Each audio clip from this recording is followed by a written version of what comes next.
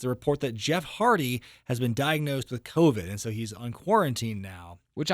So yes, but the way that they found that the world was told was kind of interesting because WWE doesn't divulge that information. Right. What happened was Jeff, the night of Kansas City for Raw, was supposed to do a concert at a venue after, I guess, the show or the next night or something like that. And the promoter found out from WWE in the offices that he was diagnosed with COVID. The promoter let it out there. Huh. So I didn't even know that detail. Yeah, I had heard that on a couple different sources. So that's the story there. Now, I mean, it sure makes him beating Karrion Kross a couple weeks ago. Just all makes sense, doesn't it? Well, it's like I told you, what? Not that I want anybody to have COVID, but this is what WWE booking gets, really. Because, I mean, what did they do? They put him in this huge storyline that made zero sense and beat the NXT champion. Now you just have to scrap it almost. I mean, they could obviously bring it, back to fruition once he's back here in a couple weeks or something like that. But then they didn't follow up very well with Kross, anyways, with the whole Keith Lee thing. They continue to bury that guy. It's a Russian nesting doll of like all these frustrating things having to do with all these players involved. Because now it's like Jeff Hardy and Karrion Kross and Keith Lee are all kind of tied up in this web together. Where apparently the story was Kross was supposed to lose not only to Jeff Hardy in that first match we all saw, but was supposed to lose in the rematch the next week and was supposed to keep losing. And the story was, they're going to bring Scarlett onto the main roster, and then he'll be better, basically.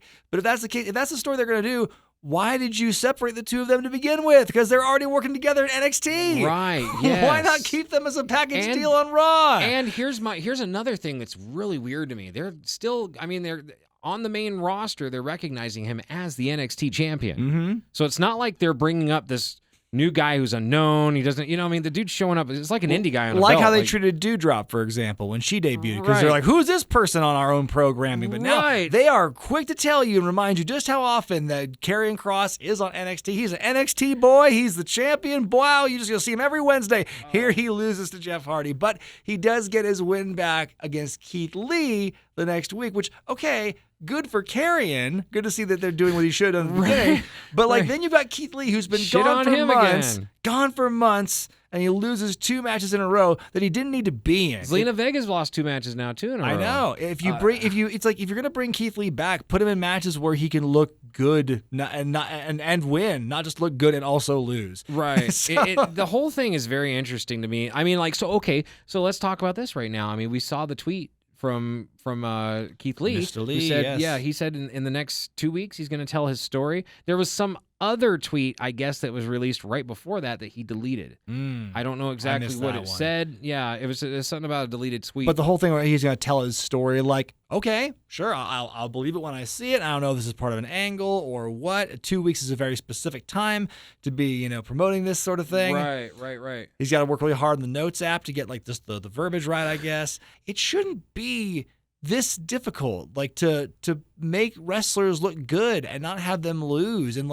put them in matches that matter and have the wins and losses mean something. I just don't understand this philosophy they have when they have as much resources as they do and as much money and potentially the power to bring in some real serious heavy hitters in the writing department.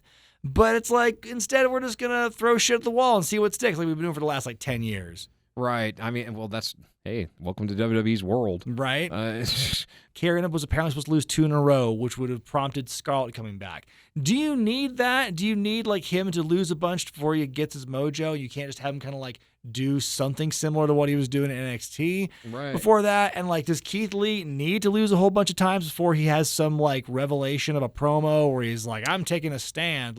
This is what they do to guys, even Braun Strowman. They want everyone to be Daniel Bryan. They fell backward into Daniel Bryan succeeding despite them jobbing him out to hell and gone. So they think that that's what they need to build stars. They did it with Sami Zayn. They jobbed him out. They did it with Roman Reigns. They made him look dumb.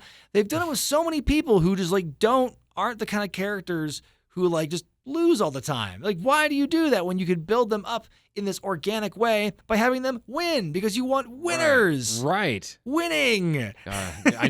I know it's a weird concept, isn't it? It's I'm all for, perception's reality. Redemption arc and dramatic storytelling, but I feel there are better ways to do this without throwing away these needless wins and they'll get it back on the pay-per-view or they'll get it back a month later.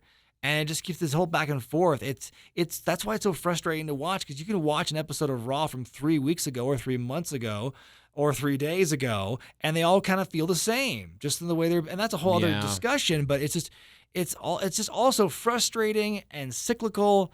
They always say wrestling's cyclical. Oh, the boom and the bust is always cyclical. Well, I think we're in a cycle of repetition with WWE right now, especially on Raw. Want to hear more? Subscribe to This Week in Regret on YouTube for full episodes of the podcast, dropping every Thursday night. Don't forget, we're also on SoundCloud.